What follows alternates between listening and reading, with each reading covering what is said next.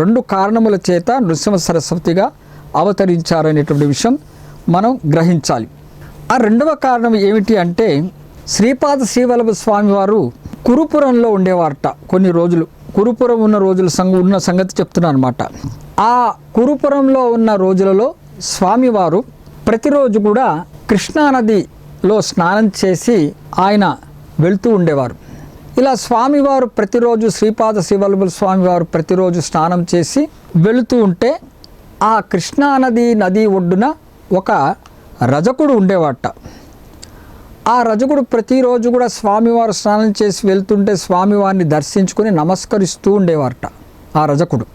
ఇలా రోజు రజకుడు నమస్కరిస్తూ ఉంటే శ్రీపాద శ్రీవల్లభ స్వామివారు ఆ రజకుడిని చూసి ఒకసారి ఆగి అడిగారట, ఎందుకు నన్ను ప్రతిరోజు నన్ను చూసి ఈ విధంగా నమస్కరిస్తున్నావు, నీ కోరిక ఏంటి అని స్వామివారు ఆ రజకుడిని ప్రశ్నించడం జరిగింది.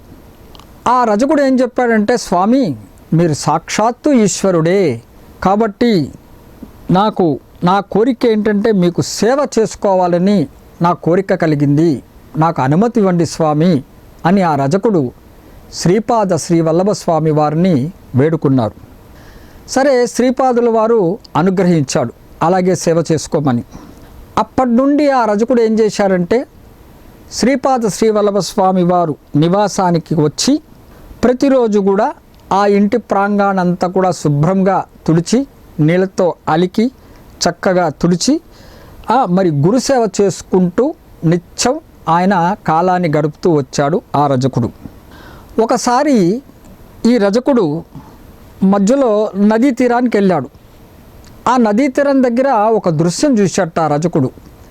ఆ దృశ్యం ఏంటంటే ఒక మహారాజు స్త్రీలతో కలిసి జలక్రీడలు చేస్తూ ఉన్నాడు. ఆ రాజుని ఆ స్త్రీలను చూశాడు ఈ రజకుడు. చూసి ఎంతో ఆనందపడ్డట. అప్పుడు అతనికి అప్పటి వరకు ఆ సేవ చేసుకున్నటువంటి ఆ రజకుడు మరి ఈ దృశ్యం చూడంగానే కొద్దిగా అతని చింతన తప్పింది, గురు చింతన అనేటువంటిది తప్పింది. అంటే మరో దారిన వెళ్ళిందనే విషయం గ్రహించాలి మనం. మరి ఆ రాజు యొక్క వైభవాన్ని చూసి రజకుడు ఆనందం చెంది నేను మరి తనతో పోల్చుకున్నట్ట ఆ రజకుడు, నేనేమిటి ఇలా ఉన్నాను, ఆ రాజు ఏంటి అంత ఆనందంతో పారవశ్యంతో చక్కగా జలక్రీడలు చేస్తున్నాడు, మరి నా బ్రతికేంటి ఇలా ఉంది అనేటువంటి ఒక సంశయం, ఒక ప్రశ్న ఏర్పడింది ఆ రజకుడికి. మరి ఈ రజకుడు యొక్క గురువు ఎంత గొప్పవాడో కదా, మరి అతనికి అంత అనుగ్రహాన్ని ఇచ్చాడు అని ఇంత భోగభాగ్యాలను ఇచ్చి అనుభవింపచేస్తున్నాడు అనే ఒక సంశయము ఈ రజకుడిలో ఏర్పడింది. మరి ఆ గురువు ఎవరో అని కూడా అనుకున్నట్ట రజకుడు. ఆ రాజు యొక్క గురువు ఎవడో కదా, మరి ఇంత భోగభాగ్యాలను అనుభవిస్తున్నటువంటి గురువు ఎవరో కదా అనేటువంటి విషయం కూడా అని అనుకున్నాడు. వెంటనే శ్రీపాద శ్రీవల్లభ స్వామి వారు అక్కడికి వచ్చి రజకుడు ఆ విధంగా ఆలోచిస్తుంటే చూసి అతని మనస్సులో ఉన్నటువంటి విషయాన్ని గ్రహించాట శ్రీపాద శ్రీవల్లభ స్వామి వారు. ఎందుకంటే ఆయన సర్వజ్ఞుడు, మరి పరమాత్మ, ఆయన సాక్షాత్తు పరమేశ్వరుడు. ఆయన అందరి అంతరంగంలో ఉన్నటువంటి విషయాలు ఆయనకి వెంటనే తెలుస్తుంది కాబట్టి ఆ పరమాత్ముడు గ్రహిస్తాడు, ఈ రజకుడు మనస్సులో ఉన్నటువంటి వాంఛను గ్రహిస్తాడు. అప్పుడు చెప్తాట స్వామివారు, శ్రీపాద శ్రీవల్లభ స్వామివారు, పూర్వజన్మ వశము వలన నీవు కష్టములు కలిగి ఉన్నావు, ఈ జన్మలో నీకు రాజ్యభోగముల యందు కోరిక వచ్చింది కనుక నీవు త్వరలో ఇంద్రియ తృప్తికై మ్లేచ్ఛ జన్మ ఎత్తెదవను శ్రీపాద శ్రీవల్లభ స్వామివారు అన్నట్ట. అంటే ఆయన ఏం చెప్పాడంటే స్వామివారు మొదట రజకుని మనసులో ఉన్నటువంటి వాంఛని గ్రహించి నువ్వు పూర్వజన్మ వశము వలన నీవు ఇప్పుడు ఈ జన్మలో చాలా కష్టాలు పడుతున్నావు, మరి ఇప్పుడు నువ్వు ఈ రజకుడుగా ఎందుకు ఉన్నావు అంటే నువ్వు పూర్వజన్మలో చేసినటువంటి కర్మ ఫలము చేతనే నువ్వు రజకుడుగా ఈ విధంగా ఉన్నావు. కానీ నీవు ఈ జన్మలో నీకు రాజ్యభోగములందుకు కోరిక ఉండుట చేత, ఎందుకంటే అక్కడ రాజుని చూశాడు కదా, అక్కడ జలక్రీడలు చూడటం వలన అతనికి కోరిక కలిగింది కదా, ఈ కోరిక చేత నీవు త్వరలో ఇంద్రియ తృప్తికై మ్లేచ్ఛ జన్మ ఎత్తుతావని శ్రీపాద శ్రీవల్లభ స్వామి వారు చెప్పడం జరిగింది ఆ రజకుడికి. అప్పుడు ఆ రజకుడు ఏమంటట విని సంతోషపడతాడు మొదట. తర్వాత ఒక మాట అంటట, స్వామి కానీ మీతో ఎప్పుడు వియోగం కలగకూడదు అని ఒక మాట అడుగుతాడు. మీతో ఎప్పుడు కూడా నాకు వియోగం చెందకూడదు స్వామి, మిమ్మల్ని ఎప్పుడు కూడా నేను ఉండాలి, మిమ్మల్ని చూసి దర్శనం చేసుకుండాలి, మీకు నాకు గ్యాప్ రాకూడదు, మీతో ఎప్పుడు వియోగం చెందకూడదు అనేటువంటి విషయం ఆయన అంటాడు. నేను ఎప్పుడు కూడా మిమ్మల్ని దర్శిస్తూ ఉండాలి అనే విషయం కూడా ఆ రజకుడు కోరుకోవటం జరుగుతుంది. కాబట్టి రాబోయే జన్మలో కూడా నాకు మీ యొక్క పునర్దర్శనం కావాలి అనేటువంటి కోరికను రజకుడు శ్రీపాద శ్రీవల్లభ స్వామి వారిని కోరడం జరుగుతుంది. అప్పుడు శ్రీపాదుడు ఏమంటాడంటే, నీవు మరుజన్మలో వైడూర్య నగరంలో జన్మిస్తావు. రాబోయేది ముందే ఆ పరమాత్మ శ్రీపాదులు స్వామివారు చెప్తారన్నమాట రజకుడికి, నువ్వు రాబోయే జన్మలో మరి వైడూర్య నగరంలో తప్పకుండా జన్మిస్తావు అనేటువంటి విషయం చెప్తాడు.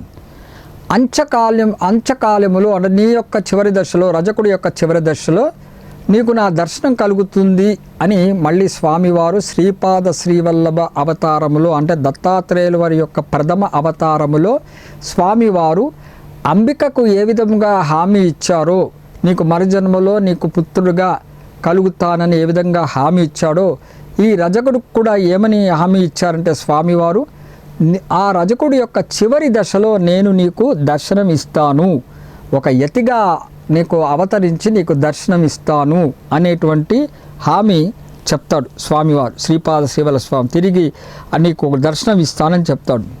ఇంకో మాట కూడా అంటట, ఎందుకంటే ఆయన వాగ్దానం చేశాడు కదా రజకుడికి, నీకు దర్శనం ఇస్తానని, నేను నృసింహ సరస్వతి అనే నామముతో ఒక యతిగా నీకు అవతరించి నీకు దర్శనం ఇస్తాను అనే మాట శ్రీపాద శ్రీవల్లభుల స్వామివారు రజకుడికి చెప్పటం జరిగినది. కాబట్టి ఆ రజకుడు మరో జన్మలో మ్లేచ్ఛురాజుగా కూడా పుడతాడు అనేటువంటి విషయం కూడా చెప్తాడు. మ్లేచ్ఛుడే జన్మిస్తాడనే విషయం కూడా చెప్తాడనమాట. కాకపోతే శ్రీపాద శ్రీవల్ల స్వామివారు ఆ రజకుడికి అడుగుతాడు, మరి నీకు ఈ కోరిక, ఇప్పుడు నువ్వు ఏదైతే కోరిక నీకు ఇచ్చినటువంటి వరం ఇచ్చాను కదా, మరి అది నీకు ఈ జన్మలోనే కావాలా లేకపోతే మరు జన్మలో అయినా కావాలా అనేటువంటి ఒక ప్రశ్న వేస్తాడు రజకుడికి. నీకు ఎప్పుడు ఇవ్వమంటే అది ఇస్తాను అని స్వామివారు చెప్పడం జరుగుతుంది. ఒకవేళ ఈ జన్మలో ఇమ్మన్నా కూడా నీకు అనుగ్రహిస్తాను, లేదు మరు జన్మలో ఇమ్మంటే అలాగే చేస్తానని శ్రీపాద స్వామివారు రజకుడికి చెప్పడం జరిగింది. అప్పుడు రజకుడు ఆలోచించి ఒక మాట అంటాట, నాకు ఇప్పటికే వృద్ధాప్యం వచ్చేసింది స్వామి, కాబట్టి శరీరము సహకరించట్లేదు, రాను రాను నాకు తగ్గుతూ వచ్చింది, నా యొక్క శక్తి తగ్గిపోతూ వచ్చింది, కాబట్టి నా కోరికను మరుజన్మలో తీర్చు అని స్వామివారిని కోరటం జరిగింది. అంటే పూర్తిగా మరో జన్మ ఎత్తినప్పుడే నాకు ఆనందంతోనూ భోగభాగ్యాలతో ఉంటాను, అప్పుడు రాజుగా అన్నట్టుగా రజకుడు చెప్తాడు స్వామివారికి. అప్పుడు స్వామి రజకుడు చెప్పిన మాట విని అనుగ్రహిస్తాడు. అంటే మరు జన్మలో నువ్వు మ్లేచ్ఛువై పుడతావు, నీకు రాజభోగ్యాలతో నువ్వు మంచిగా తొలగుతూ ఉంటావు, నేను ఆ రజకుడు యొక్క చివరి సమయం నందు నృసింహ సరస్వతి అనే నామధేయంతో నేను ఒక యతిగా అవతరించి నీకు దర్శనం ఇస్తానని ఒక హామీ ఇవ్వటం చేత శ్రీపాద శ్రీవల్లభ స్వామివారు మరుజన్మలో నృసింహ సరస్వతి స్వామిగా జన్మించారు అనేటువంటి విషయం మనం గ్రహించాలి. అంటే అంబికకి మరియు రెండవ కారణమైనటువంటి రజకుడి యొక్క కోరికను నెరవేర్చడానికి దత్తాత్రేయులు వారు రెండవ అవతారము ఎత్తవలసి వచ్చింది, నృసింహ సరస్వతిగా ఆయన అవతరించడం జరిగింది అనేటువంటి విషయము మనము గ్రహించాలి. తర్వాత భాగవతంలో ఇంకొక శ్లోకం తీసుకున్నట్లయితే, పరమాత్మ నీ పాదరేణువులు శిరస్సుపై భరించగలిగిన పుణ్యాత్ములకే నీ మహిమాన్వితము తెలుసుకొనుటకు సాధ్యమగును తప్ప ఇతరులకు అది అసాధ్యము. అంటే స్వామివారి యొక్క పాదాలను మనస్ఫూర్తిగా శిరస్సుపై ఉంచుకున్న వారికే, భరించగలిగే ఆ పాదాలను భరించగలిగే వారికే, అటువంటి పుణ్యాత్ములకే పరమాత్మ యొక్క మహిమ తెలుస్తుందే తప్ప మిగతా వారికి అది అసాధ్యము అనేటువంటి విషయాన్ని మనము గ్రహించాలి. నీ ఆశ్రితుడనై నీ అనుగ్రహమునకు పాత్రులైన వారి అందరిలో ఒకడిగా ఉండవలనని నా వాంఛ. నిన్నెప్పుడు ఆశ్రయిస్తూ ఉండాలి స్వామి, అందరిలో నిన్ను ఆశ్రయించిన వారిలో ఒకడిగా నేను కూడా ఉండాలి స్వామి అనేటువంటిదే నా కోరిక అనే శ్లోకంలో చెప్పబడుతున్నది మాట. అది ఈ జన్మలోనైనా లేదా రాబో జన్మలోనైనా అట్టి అనుగ్రహము ప్రసాదింపము అని ఈ శ్లోకం యొక్క అర్థము. అంటే ఇది సాక్షాత్తు బ్రహ్మదేవుడు శ్రీహరిని ఉద్దేశించి చెప్పినటువంటి పలుకులు ఇవి. ఈ శ్లోకం ఎక్కడ చెప్పారంటే బ్రహ్మదేవుడు స్వామివారు శ్రీహరిని ప్రశంసిస్తూ అన్నటువంటి శ్లోకము, దాని యొక్క అర్థం ఇప్పుడు చెప్పబడింది. ఈ రజకుడి విషయంలో కూడా ఇప్పుడు అదే అర్థాన్ని మనము చూసుకోవచ్చు మాట. ఆ రజకుడు ఇదే అర్థం. ఎట్లా అంటే రజకుడు శ్రీపాదుడిని తన వాంఛను తీర్చుకొనుటకు ప్రస్తుత జన్మ కావాలనా లేదా మరు జన్మ కావాలనా అని స్వామివారు ప్రశ్నించినప్పుడు ఆ రజకుడు ఏం చెప్పాడంటే, స్వామి మీ పాదములే నాకు సుఖము ఇవ్వగలవు, మీ చరణ వియోగం వలదని నీ దర్శనము కావలెనని పునర్దర్శనము అనుగ్రహింపమని, ఈ జన్మలో నేను వృద్ధుడనైతిని కాబట్టి నాకు మరుసటి జన్మయందు నా వాంఛను తీర్చగలవు అని రజకుడు స్వామివారిని వేడుకోవటం జరిగింది. బ్రహ్మదేవుడు ఏ విధంగా అయితే శ్రీహరిని ఆ శ్లోకంలో ఏ విధంగా చెప్పబడిందో ఇక్కడ మన ఈ రజకుడు శ్రీపాద శ్రీవల్లభ స్వామివారిని ఆ విధంగా కొలువుట చేత మరుజన్మలో ఆ దత్తాత్రేయుల వారు 2వ అవతారము శ్రీ నృసింహ సరస్వతిగా అవతరించడము జరిగినది అనే విషయం కూడా మనము గ్రహించాలి. కాబట్టి శ్రీపాదుని ఆశీస్సుల చేత రజకుడు తర్వాత తన ప్రాణాలు విడిచిన తర్వాత వైడూర్య నగరములో ఆయన మ్లచ్చ కులమునందు జన్మించాడు ఆ రజకుడు. ఎందుకంటే స్వామి అనుగ్రహించాడు కదా, నువ్వు మరో జన్మలో మ్లచ్చువైతావు అని చెప్పాడు. అదేవిధంగా అతను మ్లచ్చ కులమునందు జన్మించాడు. తన భక్తుని వాంఛను తీర్చుటకు శ్రీపాదుడు తిరిగి అవతారం దాల్చవలసి వచ్చింది. అంబిక కోసము మరియు ఈ రజకుడు కోసము శ్రీపాద శ్రీవల్లభ స్వామి వారు మరి ఈ నృసింహ సరస్వతి అవతారము దాల్చవలసి వచ్చింది. ఇది 2వ కారణము అనేటువంటి విషయము మనము గ్రహించాలి. తర్వాత శ్రీ మహావిష్ణువు ఎన్నో అవతారాలు దాల్చారన్న విషయం తెలిసినది. తన అవతారముల అన్నిటిలోనూ వారిని కని పెంచి పాలిచ్చిన తల్లులందరూ కూడా ఎంతటి ఉన్నతమైన స్థితిలో ఉన్నారో మనకి చెప్పటానికి వీలు లేదు అనేటటువంటిది గ్రహించాలి. మరి అలాంటి శ్రీహరిని పెంచినటువంటి తల్లులే కాకుండా ఆ మహావిష్ణువుకి త్రాగుటకు పాలిచ్చినటువంటి ఏ ఆవులు ఉన్నాయో అవి కూడా మోక్షానికి అర్హులు అనేటువంటిది ఎంత అద్భుతంగా చెప్పారో చూడండి స్వామివారు. అంటే పరమాత్మ అభేద దృష్టి, అది మానవులే కానివ్వండి, అది పశుపక్షాదులే కావండి, మృగాలే కానివ్వండి, ఏదైనా వారికి సమభావముతో ఉండుట చేత వారిని శ్రీహరిని కనిపెంచిన ఆ తల్లులకి ఏ విధంగా ఉన్నత స్థితిని ఇచ్చారో ఆ మహావిష్ణువు ఆ హరికి పాలిచ్చినటువంటి ఆవుకు కూడా మోక్షాన్ని ప్రసాదించారు అనేటువంటి విషయం గ్రహించాలి. అంటే అభేద భావన, పరమాత్మ అభేద భావనతో ఉంటారు. మనము కూడా పరమాత్మని పూజించే వాళ్ళందరూ కూడా భేదభావం వలదు, అభేద దృష్టి కలిగి ఉండాలి. అందరిలో కూడా మరి హెచ్చుతగ్గులు చూడకూడదు, సమభావంతో సమత్వముతో ఉండాలి. అప్పుడే పరమాత్ముడు సంతసిస్తాడు. అది పశుపక్షాదులైనా సరే, మృగాలైనా సరే, వారిలో ఉన్నటువంటి పరమాత్మని చూడాలి. ఆ రూపానికి ప్రాధాన్యత ఇవ్వకుండా అందరిలో ఉన్నది ఆ పరమాత్మయే అని ఎరుక కలిగి ఉండాలి అనేటువంటి విషయం మనందరం కూడా గ్రహించాలి. ప్రతి జీవి కూడా పరమాత్మయే, రూపానికి ప్రాధాన్యత కాదు, ఉన్నది ఒక్క పరమాత్మయే. ఆ పరమాత్మయే అనేక రూపాలు మనకి దర్శనం ఇస్తున్నారు అనేటువంటి విషయం గ్రహించి మనము ఎప్పుడు కూడా ఏ జీవినైనా కూడా మనకి ఎదుటైతే ఆ స్వామివారే మనకి కనిపించాలనేటువంటి ఆనందంతో మనము ఎంతో సమభావంతో మనము అందరం కూడా ఉండాలనేటువంటి విషయం గ్రహించాలి. సరే, మనము ముందటి అధ్యాయంలో చెప్పుకున్నాం, 2 కారణాలు చెప్పుకున్నాం. శ్రీపాద శ్రీవల్లభ స్వామి వారు మరి నృసింహ సరస్వతిగా అవతరించడానికి గల కారణాలు మనం చెప్పుకున్నాం. మరి మొదటి కారకురాలైనటువంటి ఆ అంబిక భక్తురాలు మరుజన్మలో ఆమె ఒక బ్రాహ్మణుడి ఇంట అంబ అనే నామముతో పుట్టిందట. ఆ అంబిక శ్రీపాద శ్రీవల్లభ స్వామి వారి అవతారంలో ఉన్నటువంటి ఆ భక్తురాలైనటువంటి అంబిక మరుజన్మలో ఒక బ్రాహ్మణుడి ఇంటలో అంబ అనే పేరుతో జన్మించింది. ఈ అంబ అనే ఆమెనే మాధవుడు అనే అతను వివాహమాడాడు. మరి స్వామివారు శ్రీపాద శ్రీవల్లభ స్వామివారు పూర్వజన్మలో ఆవిడకి సెలవిచ్చారు కదా అంబికకి, నువ్వు నిత్యం కూడా శివపూజ చేయమని. అప్పుడు నేనే నీ కడుపులో బిడ్డగా జన్మిస్తానని వరమిచ్చాడు. కాబట్టి మరుజన్మలో అంబా అని పేరు గల ఆమె తన భర్తతో సహా శివపూజ ఎంతో భక్తి శ్రద్ధలతో చేసిందిట ఆ తల్లి. అప్పుడు ఆ దంపతులకు ఇరువురికి కూడా పుత్రుడు జన్మించాడు. అతడే నృసింహ సరస్వతి అని చెప్పుకున్నాము. మొదల నృసింహ సరస్వతి యతి కానప్పుడు ఆయనకి నరహరి అని పేరు పెట్టడం జరిగింది. నరహరి అనే పేరుతో ఆయన ఉండేవారు మొదలు. ఆ నరహరి అనే నామధేయంతో అందరూ కూడా పిలుస్తూ ఉండేవారు. మరి ఆ నరహరి పుట్టిన వెంటనే ఇందాక కూడా మనం చెప్పాము, ఓంకారాన్ని మాత్రమే, ఒక ఓంకారం మాత్రమే, ఆ ప్రణవనాదము తప్ప వేరేది పలికేవాడు కాదు. ఎప్పుడు కూడా ఓంకారము జపిస్తూ పలుకుతూ ఉండేవాట ఓంకారంతో.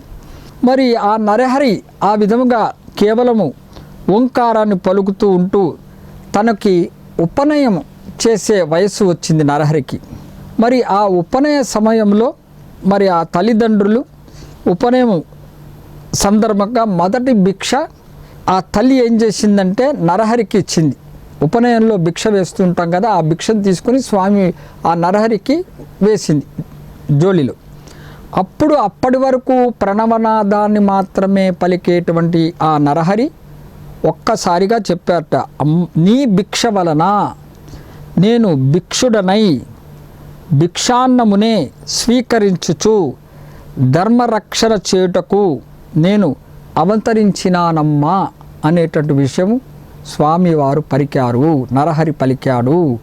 అప్పటి వరకు ఒక ఓంకారం తప్ప మరో మాట రాని ఆ నరహరి ఎప్పుడైతే తల్లి భిక్ష వేసిందో అప్పుడు ఆ పరమాత్మ యొక్క నిజస్వరూపాన్ని ప్రదర్శిస్తున్నారనే విషయం గ్రహించాలి.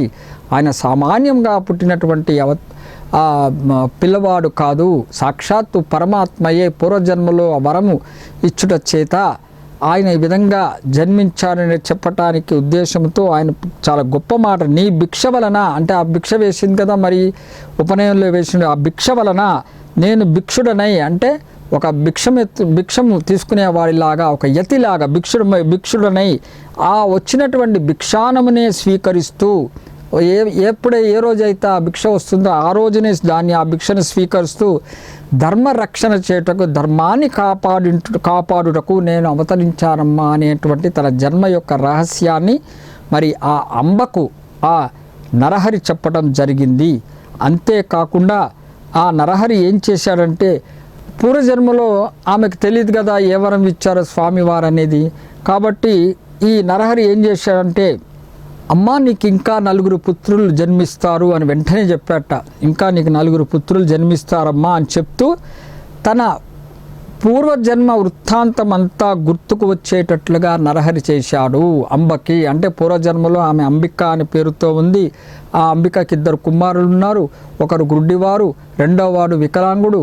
వాళ్ళు కలత చెందుతుంటే ఆ అంబికకు స్వామివారు అనుగ్రహించి, నువ్వు మరుజన్మలో నేను శివపూజ చేయి, నేనే నీకు జన్మిస్తానని చెప్పినటువంటి అంతా గుర్తుకొచ్చేటట్లుగా నరహరి ఆ తల్లికి అనుగ్రహించాడు. ఆ తల్లి పూర్తిగా గ్రహించింది.